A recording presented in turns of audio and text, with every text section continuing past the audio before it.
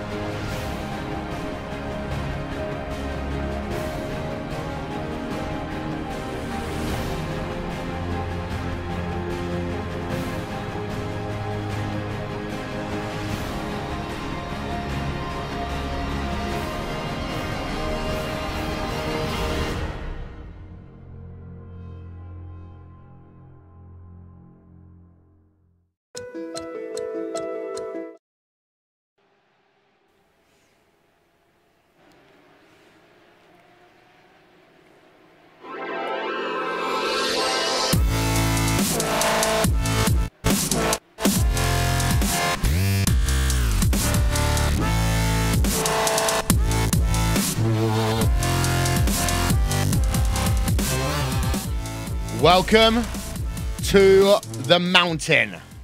Welcome to Mount Panorama, Bathurst, Australia. The Porsche iRacing Cup here on iRacing Live and RaceSpotTV. Well, Vincent, along with Connery and Maddock. Connery, I'm back. The one, the only Mr. Will Vincent is in fact back for Friday Night Prime Time. Indeed so. It's been a manic couple of months, but I am proud to say that I am back. We are ready for action here today at Mount Panorama. Porsche's going around this racetrack. And again, I was talking off air, Connery, about Scotty McLaughlin getting the fastest ever lap in a V8 supercar around this track just a few days ago. But, I mean, we've also got GTs that race here. And the Porsches, the Ferraris, they all fight at it. And this is going to be a great little race to watch. Yep, it really is. 14 laps, and, well, I doubt I'd survive 14 laps running on my own rather than 14 laps in a race with other cars around me, but that's a different issue. But I'm just looking at some of these qualifying laps from some of these top guys, and it just seems like coming across the top of the mountain, they're basically getting close enough to the wall that iRacing has said they brushed the wall, and it plays the sound effect. That's how close these guys are getting to get the maximum lap time out of these cars on track. Yeah, indeed. So this is a tough racetrack. 23 corners. Start off at Hell Corner. Work yourself up the mountain through famous sites like Solomon Park, McFinley Park, down towards Skyline, and down you go towards Dipper, through Forest Elbow, then the Chase. And the Chase, I would argue, Connery, is one of the most difficult race corners in the world. Put it right up there with turn number 1 of Indianapolis. Put it up there with Air Rouge in Belgium. Put it up there with Das Carousel at the Nürburgring. Yeah, I think you really do have to. It's especially difficult if you're in a car that, well, the braking distance is a little bit longer and you're actually trying to brake on the right-hand kink as well. That's always very tricky. But in other cars, even if you have short braking distance, it is a very short time to straighten yourself out and get yourself down on towards the brakes for the final chicane. And it's also one of the final overtaking opportunities on this whole track. So expect a last lap dive from P2 on P1 if they're close enough coming towards the end. Drafting will happen on both Mountain Straightaway and Conrad Straight. Here is a look at your starting grid for this evening's event, and it is Joshua Anderson then who will start on pole position, qualifying time of 2:07.881. Anglin Mikel alongside him on the front row of the grid, almost a quarter of a second back. Jeremy Revon in third place, and then Bruno Fontabla in P4. And then you can see row number 3, row number 4 on your screen as we speak, Connery. It's a 21-car field here today, but these drivers are going to go at it for every single position. Yep, they are, and that's really a requirement. It's really a thing that you have to do around this circuit, and going side by side on what is quite rightfully called Monaco on a mountain. The mountain section here at this racetrack is sometimes a very scary prospect, but we'll be having more Bathurst action in the coming weeks because we have the iRacing Bathurst 1000, and well, can someone put in the lap of the gods like Scott McLaughlin, well, and then end up taking a race win, which Scott McLaughlin didn't do. But again, iRacing Bathurst 1000 coming up soon. Yeah, indeed. So catch it on iRacing Live, brought to you by our partners and our friends over at V8 Online. And one driver will have the opportunity to do a pole position lap of the gods, just like what Scotty did just literally 6 days ago. But also, as you say, the opportunity to win the Bathurst 1000 is one of the crown jewels on all of iRacing. For the time being, however, we focus ourselves down at the starting grid. Drivers are lining themselves up, getting themselves ready to go racing. Waiting still for the pole position driver, Joshua Anderson. He has not yet got himself to the grid, but he will do in just a couple of seconds' time. There, you can see, though, the front of your grid as it stands. You've got yourself Anglin Mikel there on position now. Almost all the drivers are on the grid, and we are almost ready to go for 14 laps of racing here at Mount Panorama. This is Friday night prime time. We are glad that you are with us. Engine notes rise. Lights on. Let's go racing at Mount Panorama towards turn number 1. They will come for the first time. Anderson has the advantage of scrambling for P2 for a moment there, but they are all settled down into position as they head themselves down into Mountain Straight for the first time. You've got yourself Anderson leading from Mikel, from Ravon as the top 3 then still decide to scrap it out. We're on board right now with the driver in P7. That is Aero Tourman as he comes down into quarry for the first time, listening for sounds of crashes, and we don't have any yet. We have cars pushing wide, but no crashes just yet. That was Johan Haaf in the number 9, just pushing it a little bit wide, letting the number 20 of Michael Messing through as they head up the mountain for the first time. All single file as far as I can see, but a little bit of gaggle back in the back. Here comes 11 up the inside at the cutting, though. There's Julian Gronen trying to make a move happen over Marco Pagna. This is down through the field a little bit as they squabble to sort themselves out. Yeah, indeed so. So we are working ourselves on lap number 1 here of 12 even, let's say, at Mount Panorama right now. Don't forget, live timing and scoring is available as we go on board then with your race leader, the driver of Joshua Anderson, as he heads himself through Skyline into the Essex for the first time towards the Dipper, which is the right-hand corner that is coming up now. So, the right-hander then into the Dipper, the left-hand corner, turn number 18, now into Forest Elbow. The gap he's got between himself and Angela Mikel is currently scored at 0.8 of a second, Connery. Yeah, that is a very good opening lap for the number 3 machine. And, well, Michel's going to gain that a little bit back on this very long back straight here coming down towards the chase, but not going to be gaining enough, I don't think. So, Michel at the risk of losing the draft at this moment in time. And, well, it wasn't really the greatest of starts from Michel. Had to throw a defensive move on Jeremy Ravon at the start coming down into Hell's Corner for the first time.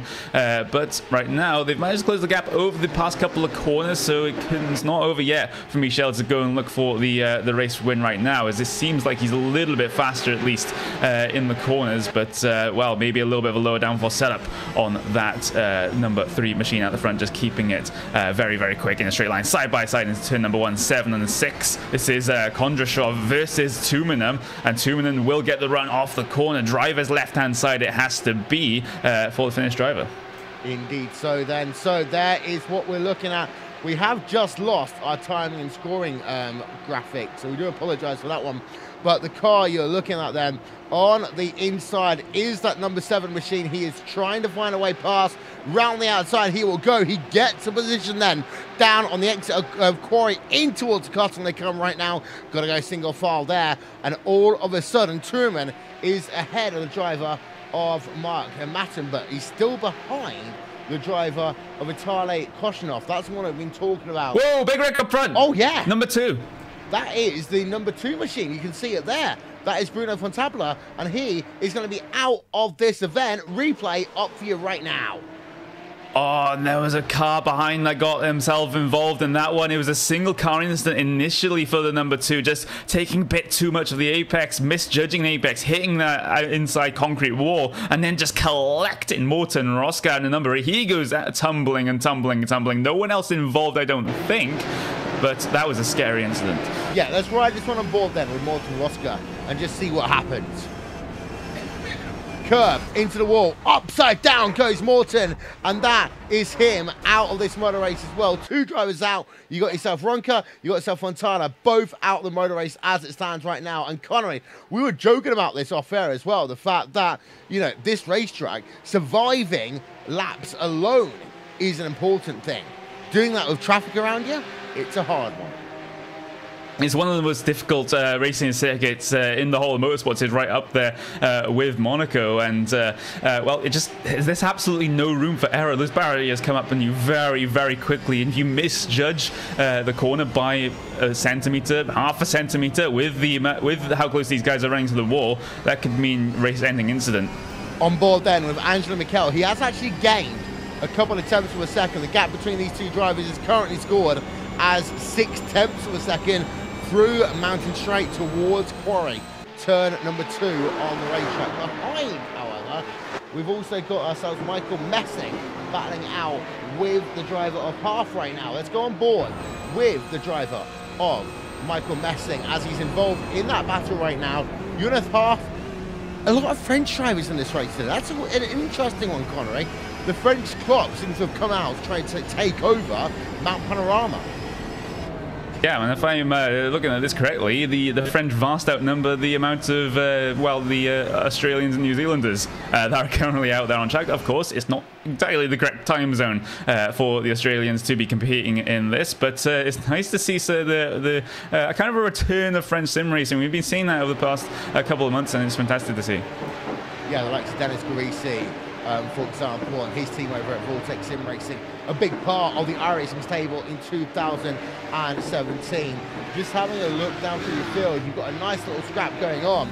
Then actually are going right at it in towards Skyline.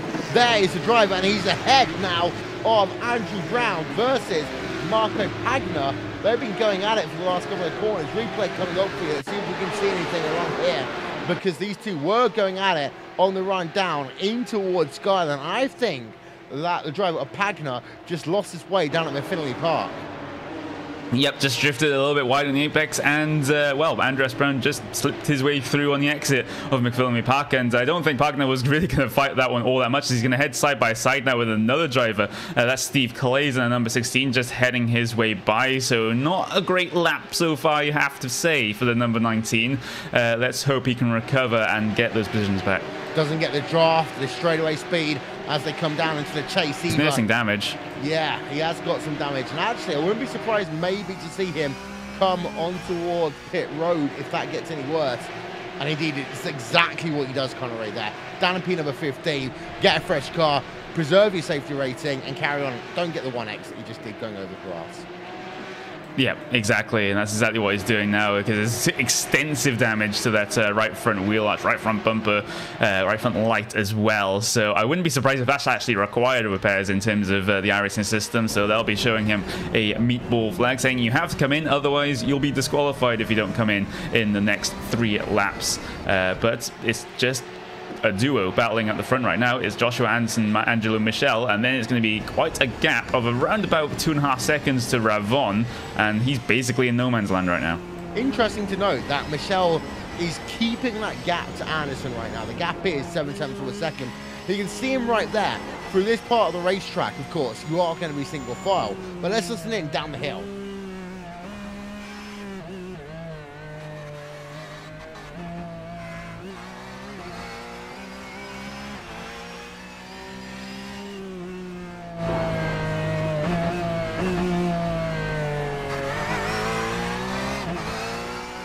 He loses about 1/10 of a second there, Connery, and that's the thing. It is a game of temps around here. Mikel is holding on. He's trying to break that draft, and that's going to be important now as they come down Conrad Straight, because Mikel has not got that close slipstream that you need to have in these V8s. Being 0.8 of a second back, you're not going to get the slipstream.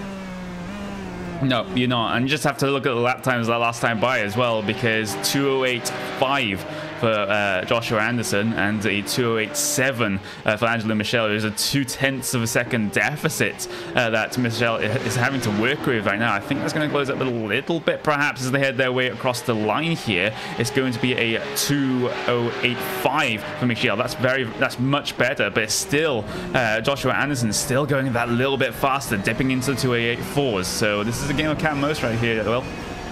And interestingly, Michel has actually lost 1/10 of a second this last lap, 2/10 the lap before, but he's just staying within that distance, and part of that will come down to the dirty air as well. The fact that Michel cannot keep close when they are in that dirty traffic. Right now behind, let's turn our attention to the battle going on. P number 7, P number 8. This is Calvin Prudent and Nico Abril going on right now. 2 drivers from Club France, and last time by, get that, 0.7 of a second, Abril was faster than that number 15 car.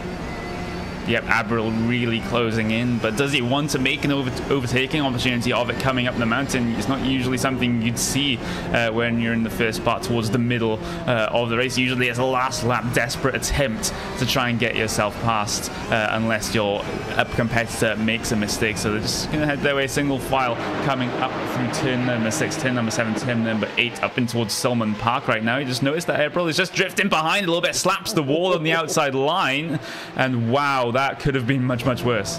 It's like Darlington, what we're seeing right now. A lot of drivers did that in qualifying as well, Connery, as you said, as we've got side by side. Oh, we've got a car off. That is a driver of the number 21 machine. Let's get a replay from him and see what has happened. But he is on all forms of bad circumstances right now.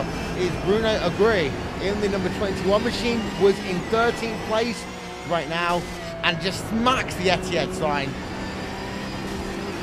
And then smacks the sign again into the wall. He's not going to get any form of cheap discounts, is he? No, not really. No.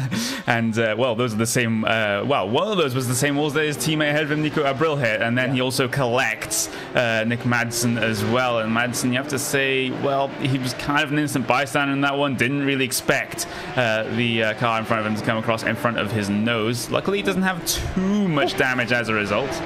What have you seen, Will? Andrew Brown. There was a nice little almost three-wide situation going on down into the chase that last time by, and Andrew Brown completely messed up his run into that corner. We're going to go a replay for you right now. 1 wide, 2 wide, thinking about 3 wide, a bit of a bump draft going on there, and that's what really hurt Andrew Brown. We're on board with him now. Gets on the throttle too early. Speed was all wrong for him. 1 driver, 2 drivers past him. Yeah, that was a very interesting moment, heading themselves down in towards the chase, but it's again going to be side by side between two drivers that were involved in that one. Joseph Burton-Harris trying around the outside here at Quarry on Nick Madsen, as Madsen has to hold the inside line and will hold the line for now and will hold the position, but will Burton-Harris again try up towards the cutting now? No, he stays behind. That was a deliberate move for him, so he's not feeling confident that he can make the pass coming up the mountain at this stage in the race, and well, Madsen slightly squirrely on the throttle there. Again, he's gonna tank slam for it. He's gonna hit the inside wall and gonna collect no one. But you can say that that one was going to happen with the way that car was being so squirrely off of the corner. Yeah, let's get on. We got a replay, a look on board. Let's get a replay of the driver right now, Nick Hudson, in towards the cutting. You can see he was getting squirrely. Now into Griffin's Mount. That right-hander. 1, 2. Whoa. And the good thing is, he did what every sim racer should do. Stay on track where you are. Yeah, a stationary target is much more avoidable than a moving one, and it's just good racecraft in general. If you have yourself an instant, just stay where you are, look at your F3 box, look at where all the other drivers are, and then judge if there's a big enough gap for you to get yourself spun back around. It's especially the case where there's not a lot of runoff at all, and you're still on the actual track, perhaps on the racing line. So it's good driving there from that particular driver. But the thing is, battle for P number 4, sorry, still on Matt. Oh, we got an incident. Sorry, Mick Dennis just avoided a big incident. This was involving Harris, who we talked about earlier on, and another driver behind him as well. That is Andrew Brown. They have had an incident down on the run to Murray's Corner, turn at number 23. The replay is up right now. Let's try and make some form of an understanding of what happened. Brown was going through the cutting, through the chase even, towards Murray's Corner. There's a driver turned around him there. And I'm trying to figure out who that one is. I just cannot see the car. I think it's number 4. Yeah, Joseph Burton-Harris had his own little spin coming out of the chase, just got up over the curb, got a bunch of oversteer, tried to overcorrected, then tried to overcorrect again, spun himself in the middle of the track, and that is exactly the instant that Andreas Brown had to slam on the anchors for. No contact between the two cars, amazingly. And also there was a driver there that got themselves through by the skin of their teeth on the right-hand side. I'll have to check what driver that was. That was actually Mick Dennis, then number 10, narrowly avoiding an instant. So two different strategies of avoiding instant: either slam on the anchors or try and find a gap somewhere. Yeah, that was probably the biggest incident we've seen at Bathurst in a broadcasted race in a couple of weeks at the very least. But you've got yourself Addison. He is leading the way right now. Get this, Connery, by 7.9 seconds over Jeremy Ravon. Michelle's around. He is. And he's gone. Yes, and also major damage to that car as well. It was major damage before even that instant happened. You just saw his front end all torn up. We'll try and get a replay of this one, but that's a very weird instant. He's coming from Frost's elbow, and it just seems like he tracks out, hits the wall. So maybe some form of technical issue here for Angela Michelle. That's a very, very weird instant to be having. Yeah, definitely some form of technical issue there, because that is not the kind of crash that one would do in a normal circumstances. Michelle's car there, you can see, completely beaten up, and that's going to be a big shame for him, being number 1 in terms of iRating as well. That's a huge iRating hit for him. Yeah, absolutely huge, and by virtue of being the highest iRating driver in the field, it's just going to hit him much, much worse with him dropping back through the field. He has a little bit of luck in terms of there are still some highly rated drivers that also have actually gone out of this race, the likes of Bruno Fontalba and Vitaly Kondrashov, which kind of cushions that blow a little bit, but Angela Michelle's going to be hurting in terms of the iRating at the end of this race, as it's going to be, again, another scrap for P number 3 as it is on track right now. So final step of the podium on the line between Mark Matter and Johan Haaf, and also Michael Messing is going to get himself involved in this fight as well. Haven't really been talking about him, but he's just been working away, blogging those fast lap times, and now he's in a position to perhaps challenge for the final step. Yep, as we have a look then from our aerial coverage brought to you by And One Design. 1, 2, and 3 of these drivers going at it for P number 3, 4, and 5 on track. There are your top 8 along the bottom of your screen. Anderson leads by a big way over Jeremy Ravon. And then you got yourself Mark Masson. He's a further 10 seconds back in third. And Johan Half rounds out your top 4. Michael Messing, Calvin Frudont, Nico Abril, and Eero Turunen. They are your top 8 as it stands right now. But I'm having a look at this battle, the one that we were just talking about a moment ago. And they are so close. We're going to go on board with the driver of Messing right now. In just 1 second's time, indeed. Let's go on board with him now. Because he is trying to close up, but he has not got the straight line speed to get past Johan Half in towards the chase. And that's interesting, really.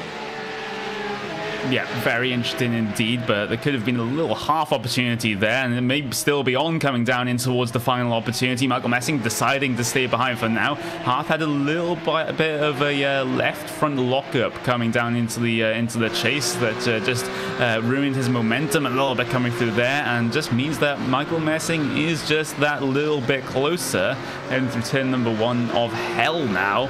And this could be an opportunity coming down into number 2 if Messing can get the slipstream, get the slingshot past, but it doesn't seem like the draft effect is really working well for him at the moment.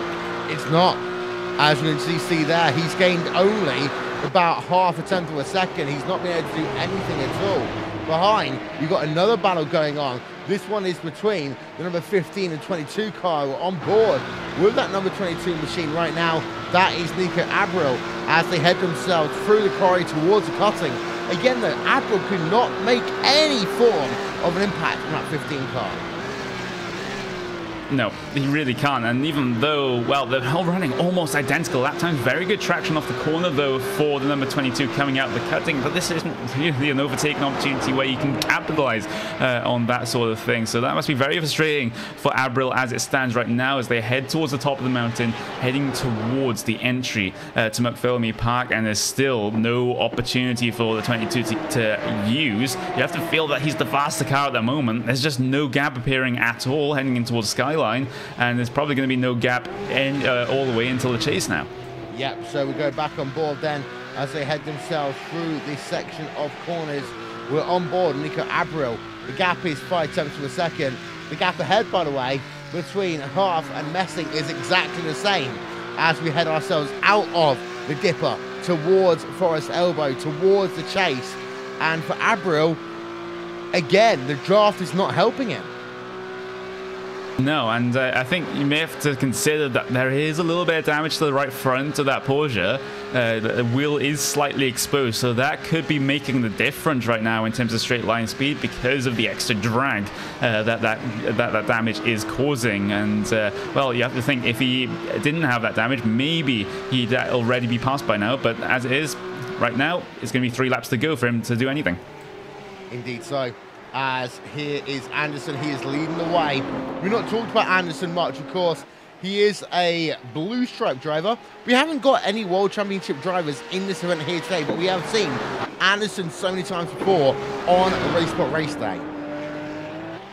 Yeah, really have, and we have the RaceSpot Super Cup, don't we? That's well, we use the Porsches just before as a support race, shall we say, for the World Championship Grand Prix series. And Joshua Anderson, again, a driver that we've seen compete in that series, and right now he's basically establishing his dominance in this Porsche at this race, in this around about 3,600 strength of field race, and this is going to be a very good result for him. His main competitor, as we saw, went out of the race in Angelo Michel, so he has around about 11.1 seconds is the gap right now between himself and second place of Jeremy Ravon. But the battle for P number 3 is still on, and Mark Martin is currently trying to manage the gap to Johan Half and hope that Michael Messing decides to make Half's life difficult. Yeah, it is very close between these guys, and Messing will go on board with him again. This is the battle for P number 3, 4, and 5 right now. Messing does seem to struggle, but let's go on board with him on the run out of the dipper towards the chase.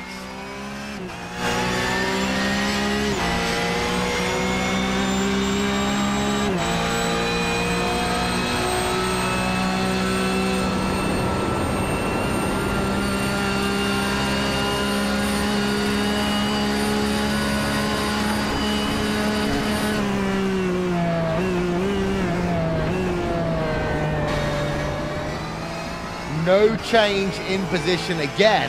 The draft isn't really working for these guys here this afternoon. No, it seems like the draft effect in these Porsches isn't really all that strong as it is in some of the other cars, namely the GT3 cars is pretty strong. The Kias is also pretty strong as well, but Porsches perhaps not so much right now. And well, with the track where you kind of need the slipstream to get yourself past coming down into one of the heavy braking zones, that is not really helping the drivers. And you can see Hessing then again as to go on board of him as he heads himself up Mountain Straight. The driver ahead of him, Johan Haaf, doesn't get the draft either. And you expect, of course, one would argue, oh, but yeah, Massen's getting the draft from Haaf. Haaf is getting the draft from Massen. Haaf is not getting any form of advantage right now, although he might just be staying in line, waiting for the final lap. Ooh. He looked for the move of the cutting, though, going very, very deep on the brakes. Is going to lose a little bit of time as a result. But Haaf is kind of thinking right now it's pretty much go time with about 1.5 laps to go for these guys. But as a result now, he's putting himself, well, not in as good of a position as he was heading in towards the cutting, with going very late on the brakes there when the move, you have to say, wasn't really on. Yeah, there's the three of them then as they come down through Skyline, and this is the S's. This is a beautiful shot that we've got then. The drivers heading themselves downhill, left, right, left, towards the dipper. Turn number 18 is now we go on board once again with the driver of Johan Haaf versus Mark Matton. The gap is grown, is up to 8/10 of a second now. Yeah, it is, and you just have to say now, Mark Matton has one hand, or one foot, shall we say, on that final step, but it isn't over until it's over. Anything can happen, especially at Bathurst, where those walls can take no prisoners. But Joshua Anderson coming through the final corner now will, well, actually coming through the first corner, is on the white flag lap here, so 1 lap to go for these guys in battle for P number 3 to sort themselves out. Indeed so. So 3, 4, and 5 is still up for grabs. But get this, the gap now between your race leader, Joshua Anderson, and Jeremy Ravron, who is in second place, is now 13.8 seconds. So that is how dominant Anderson has been in this event today. You can see there is a little bit of damage to that race car. We turn to another camera angle, you'll see there is some damage to the front end of that machine. But this driver has been absolutely dominant. Up to 14 seconds now is the gap between P number 1 and P number 2. Having a look then as they head themselves through turn number 2 towards the chase. Turn number 3. Is there any change in that battle? Matton third, Haaf and fourth, and Messing rounds out your top 5 as it stands. But anything can happen the second they get down to Conrad straightaway in a few moments' time. You've also got this driver. It is the driver of Nico Abriel there, who gets himself into the wall, down on the run through. I think that was the chase he was working himself through. Yes, indeed it was. Hitting himself into the wall, chasing down Calvin Fruland right now, and cannot do anything about this. A lot of action then on the white flag lap, but nothing involving your race leader, the driver of Joshua Anderson, who now comes down through Conrad straightaway for the final time, in towards the chase for the final time. Behind, it is worth noting that now Haaf has not got himself the opportunity, I would say, to get past the driver of Matton. Maybe Messing will have the chance over Haaf, but Anderson first will come through Murray's corner for the final time, and Anderson will win here today at Mount Panorama. Behind, we go back and you see then into the chase, bumping, beating, banging, upside down and round. We got ourselves the driver of Hearth, and he's out. He cannot get that car turned upside down. He's out of the motor race. He's stranded down at P number 5. Drivers are going around him right now, and wow, Johan Haaf is out of the motor race. It will be Matton in 3rd place, Messing in 4th place, and for Haaf, game over. absolute heartbreak for the number 9, and you have to say it really wasn't his fault. The car behind, Michael Messing, basically ran into the back of him coming through the middle of the chase, and there's nothing you can really do about that when the driver is being so aggressive, and even further bad luck to end up on your roof with no way to get yourself back on all fours, and that means you're going to finish at least 1 lap down and also cause a little bit of trouble for the drivers behind. I wish he had taken the toe a little bit quicker than that, but again, absolute heartbreak. There's a replay then from year and a half. Let's get one more on board of him as he runs himself through Conroy straight away towards the chase. This is an end.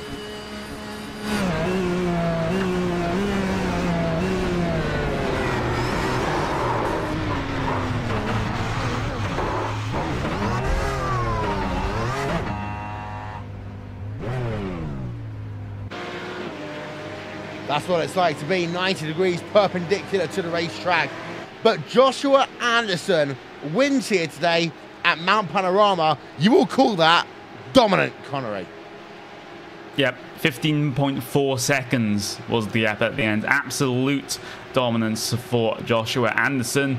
As we mentioned before, his only potential challenger, Angelo Michel, had a couple of issues in the middle of that race. That means he finishes 5 laps down. But other than that, very confident, very comfortable race win for Joshua Anderson, and perhaps a driver that we will be seeing in the Bathurst 1000. 2 races going on for that one, October 14th at 1 in the morning, 1 in the afternoon, sorry, GMT. That's the race that we'll be broadcasting.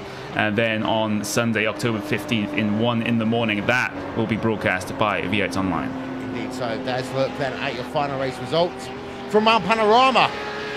And Anderson wins by 15.4 seconds, 23 seconds ahead of Mark Masson. What a good battle, though, it was between Masson and Messing. And then the driver, of course, that we saw of Perth losing it down on the final lap in the race.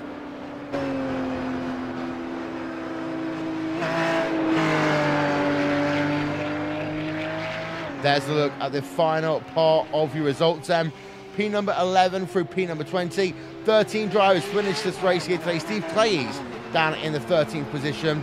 And then your final 2 retirees. We had a couple of them here today at Mount Panorama, but Connery, that is what we expect. Yeah, that's definitely what we expect. And, well, we failed to mention it during the race, but that was a 44-degree track temp out there right now. That is blisteringly hot. That's basically one of the hottest track temps that iRacing can possibly put out there. And so the tires weren't doing very well at all with the very, very slick surface. And but otherwise, the drivers did a relatively good job considering the conditions. Yeah, indeed. So, and don't forget, so much more action coming your way on RaceSpotTV over the course of the coming days. We've got VLN Endurance Championship. That is tomorrow, round number 9, the finale, 2 p.m. GMT here live on RaceSpotTV and on iRacing Live. Then we welcome back the Neo Endurance Series.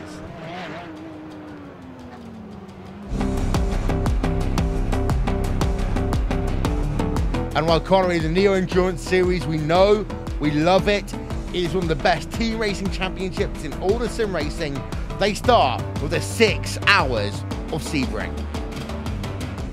Yeah, they will, and well, Neo Endurance Racing is back for yet another season, and well, it's going to, that's when you definitely know Endurance season has started, is when the Neo Endurance season gets itself started, and I cannot wait to see what storylines we get to cover for this season.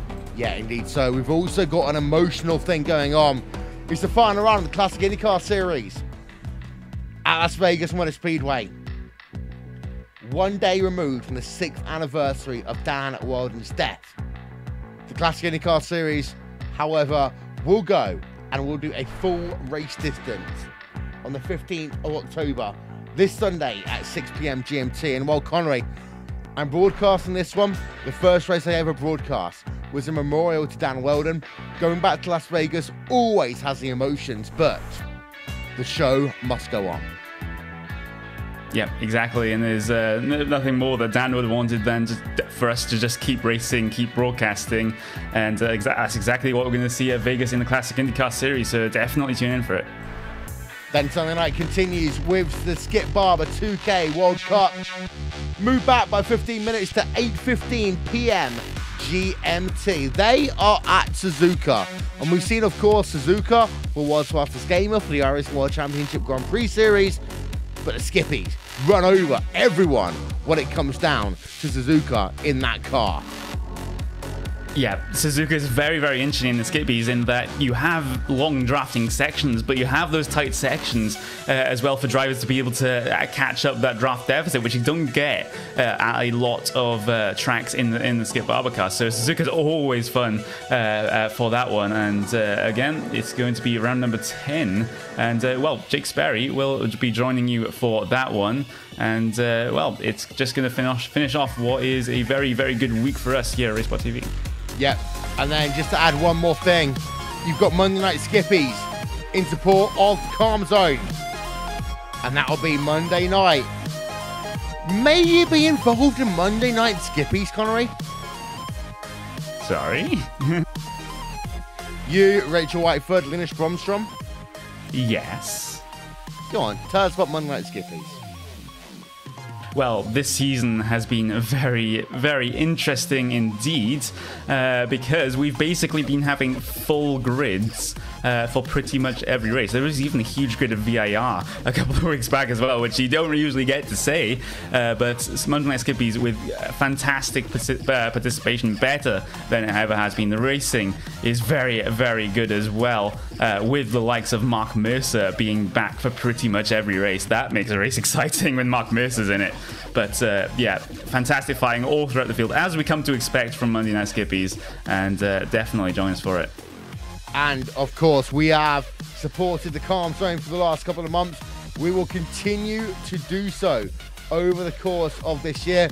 We just donated £72.99 to the Calm Zone. And well, some would say that is a bit of a piss poor amount, but that is our broadcast fee from the World Cup of iRacing, going towards a good cause, Connery, in helping mental health charities in the UK. Yeah, it is a very, very good cause indeed, and well, we need to do a little bit more to promote that little bit of money that we're giving to them, but and try and get other iRacers to try and support the Calm Zone as well, and well, just try to support the absolutely fantastic work that they do for mental health issues. So that is it. That is our broadcast schedule for the next few days. You've been watching RaceSpotTV on iRacing Live.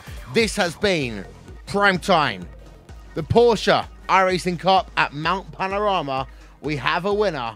Congratulations to Joshua Anderson for dominating at the mountain. Good night.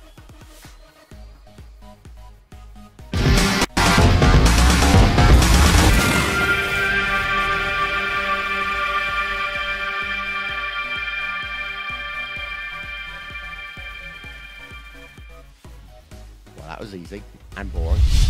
Easy and boring. Yeah. Whoops.